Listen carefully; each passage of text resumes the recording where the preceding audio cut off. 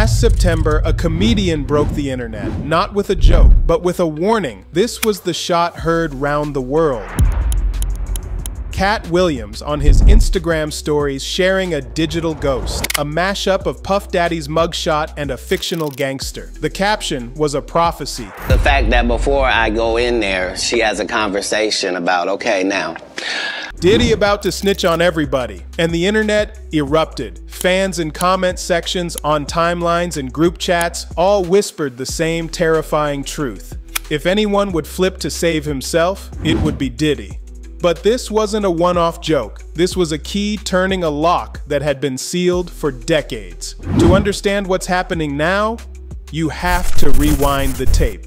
Think back to Katt's old podcast clips, the ones we all laughed at. The ones where he casually, almost playfully, dropped names like Tyler Perry, Ricky Smiley, Steve Harvey, and Ludacris. Back then, it just seemed like petty shade, the kind of industry gossip we all consume and forget. We were wrong. Turns out, Katt Williams wasn't just cracking jokes. He was reading from a secret roster, a list of names that would, years later, start appearing in the most shocking place imaginable. Real federal court documents. Today on Behind the Fame, we are connecting the dots. We are pulling back the velvet curtain on a scandal so vast, so star-studded, it connects the world of stand-up comedy to a federal racketeering indictment. This isn't a conspiracy theory anymore. This is a criminal case, and the comedian was the canary in the coal mine. Let's start at the source. Katt Williams on the Club Shay Shay podcast. Watch his eyes. Listen to the weight in his voice.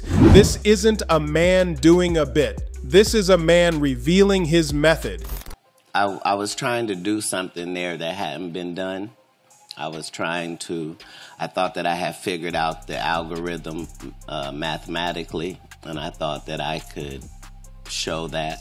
And when I wrote it out to kill the careers of the people I was talking about, right? But it was so vicious that I erased all of the knockout blows and just left the jabs so that the comic I'm talking about knows that I know your real story. He wrote it out to kill careers. He held back the knockout punches, but he let them know he knows. And then he makes the statement that would echo through Hollywood's hallways. He said it. I've had to turn down $50 million 4 times just to protect my integrity and that virgin hole I was telling you about. Right, because P. Diddy be wanting to party. All of these big dick deviants is all catching hell in 2024. It's up for all of them. It don't matter if you Diddy or whoever you is. TG Jakes, any of them. All lies will be exposed. That's all. This was the declaration of war. But who were the targets? Let's break down Katt's list name by name and see how they connect to the dark heart of the bad boy empire. Number 1, Tyler Perry. On the surface, Katt's issue seemed almost silly. He mocked Perry for always playing in a dress. But behind that laugh track lies a truth you've never heard. When Tyler Perry was crafting his first independent scripts, scrambling to get his vision off the ground, it was actually Diddy's team who stepped in. Because he's the only black man that we already established has $1 billion for making movies. He's the only black man with his own studio. But he's also putting out material where he got a goddamn dress on every year. They helped finance his early films, organized the premieres in Los Angeles and New York, and filled the guest lists with A-listers hungry for a sneak peek. This never made the tabloids, but it's there in the fine print of his rise. Diary of a Mad Black Woman, Madea's Family Reunion. Perry's empire was built, at least in part, on the bad boy blueprint, and Katt Williams saw the strings. He even pointed to the strangest connection of all. But the most chilling allegation? Katt claimed that Tyler Perry told his male actors they weren't allowed to consort with him because he saw Tyler at a Diddy party and he was having, quote, a glorious time. Yeah, Fort McClellan. Yeah, what? Because the reason why like my life works in golf and off the golf course is because I follow instruction well, right? So if I see somebody do a good job, I just want to do a good job. Yeah. I'm going to follow the example. Yeah. Right? So Tyler Perry got a military base. That's correct. Made it into a movie studio and started making movies. Katt, speaking from his own experience in Miami, said, Tim and Durant and Lamont Rucker were not the same after they went on camera with Tyler Perry. The implication? That what happened at those parties had consequences. That access was granted and favors were owed in a world far from the camera's view.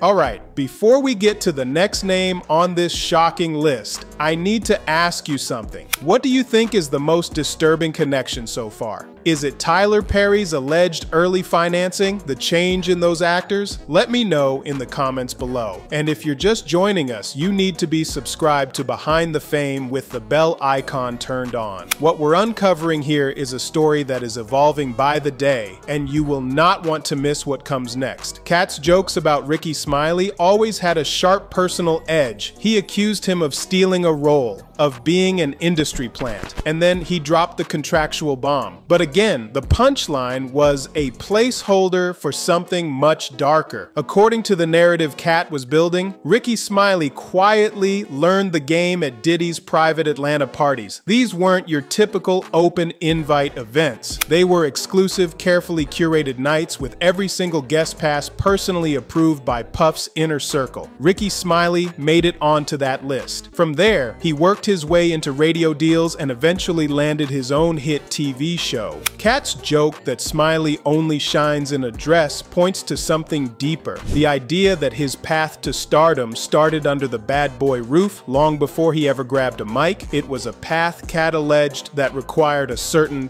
compliance. This one seemed the most far-fetched. You Smiley sit here and you said out that mouth, you stole Friday after next, the one I was in. I wish all of America fumbled a bit when that happened. He told everybody, it should have been my role. Everybody on the scene. Why do you think no cast member has ever said anything?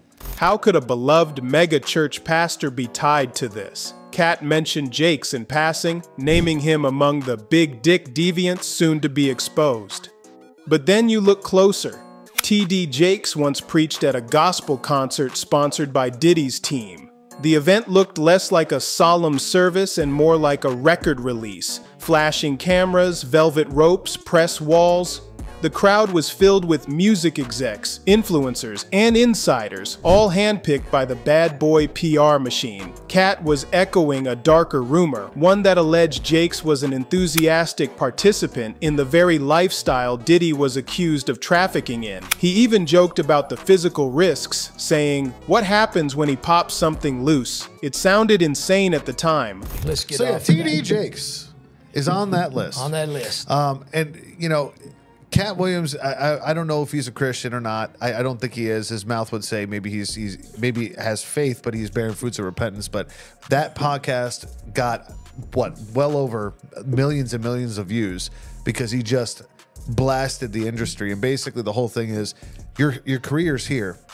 If we give you money and you join in on this debauchery, you join in on this sodomy, you join in on this pedophilia, you join in. But when the federal indictment alleges that Diddy recorded his freak-offs to use as collateral, suddenly the idea of compromising someone with secret tapes doesn't seem so funny anymore. According to Katt, Kevin Hart's meteoric rise wasn't entirely organic. He called him an industry plant. His films, Ride Along, Night School, often had connections that led back to Diddy's circle, whether through soundtracks, executive producer slots, or distribution deals. But Katt's most vicious claim was about that $50 million. He said he turned it down to protect his integrity and that virgin hole. He was directly contrasting himself with Kevin Hart, implying that Hart did compromise himself for success, specifically for the movie Get Hard. While Hart has dismissed this as circus entertainment, the allegation remains a central part of Katt's thesis, that the price of fame in this circle was a piece of your soul. He said he turned down $50 million 4 times. No, he didn't. To protect his integrity No, he didn't. and his virgin hole. No, he didn't. He did that. He did that to say that Kevin Hart took $50 million to unvirgin his hole. This was where Katt went full Illuminati. He claimed that both he and Luda were invited to an Illuminati thing. One of them had to cut their hair and change their image. The other was promised $200 million. He frames it as a conspiracy, but you don't need secret symbols to see the real-world connection. Ludacris and Diddy have collaborated on tracks, shared stages for years, appearing together at tributes and festivals. It reveals a long-standing alliance. Katt dressed it up in mythical terms, but the partnership was very, very real. So how does this all connect to the law? You related to Luda? No, so we were both invited to an Illuminati thing. One of us had to cut off all their hair and couldn't do the sideburn thing no more with the points. And the next person they said was going to get $200 million because they were going to pay him $10 million a movie to do 20 movies. Let's look at the documents. March 2024. Federal agents in tactical gear raid Diddy's homes in Los Angeles and Miami. They tear apart couch cushions, punch holes in walls. They aren't just looking for drugs or weapons, they're hunting for digital evidence, hard drives, flash drives, the secret recordings the indictment would later describe. By September, the case explodes. A grand jury indicts Sean Diddy Combs on charges of racketeering and sex trafficking. The details are harrowing. He allegedly planned parties he called freak-offs, supplied victims with drugs, and used financial promises and threats to control them. Most chillingly, he allegedly recorded everything. Case like this, obviously, you're not making any kind of a dynamic entry. This isn't a hostage situation, right? Where that's not what's happening here. However, they did know that there would be weapons there, armed security, those kinds of things. That's why you saw those warrants being served by, for the most part, a tactical SWAT team. Simply, that is procedure to keep everyone safe.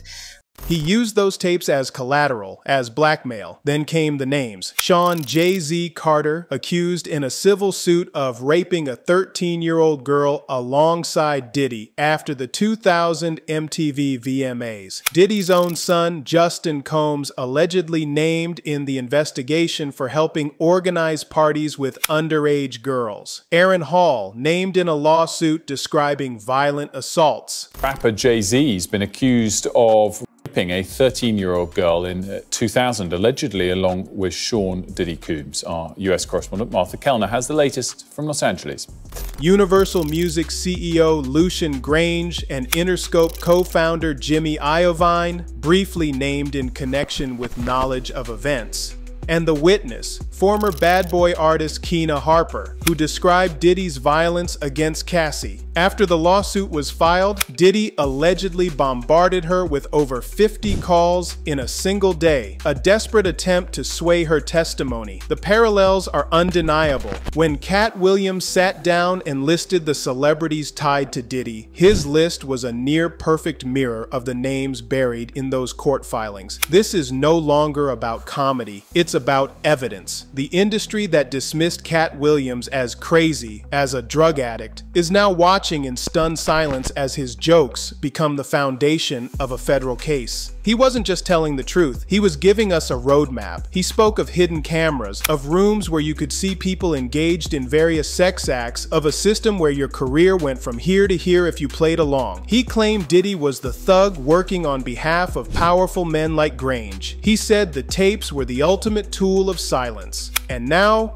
federal prosecutors are saying the exact same thing. As these cases move toward a trial in May 2025, every name on that list reveals just how far and how deep Sean Diddy Combs' empire truly reached. It was a web of power, influence, and alleged abuse, with tentacles stretching into comedy, film, music, and even the church. Katt Williams saw the web, and he started cutting the threads live on air. The question is no longer if more will be exposed, but who is next. This story is far from over. The trial is coming, more names will surface. I want to hear from you. Which of these connections shocked you the most? Which name on Katt's list keeps you up at night? And for our next video, what topic do you want us to dive deep into? Another industry expose? The truth behind another celebrity empire? Let us know in the comments. The lies are being exposed. The house of cards is falling. And a comedian, armed with nothing but the truth, was the one who gave it the first push. This is Behind the Fame. Stay vigilant.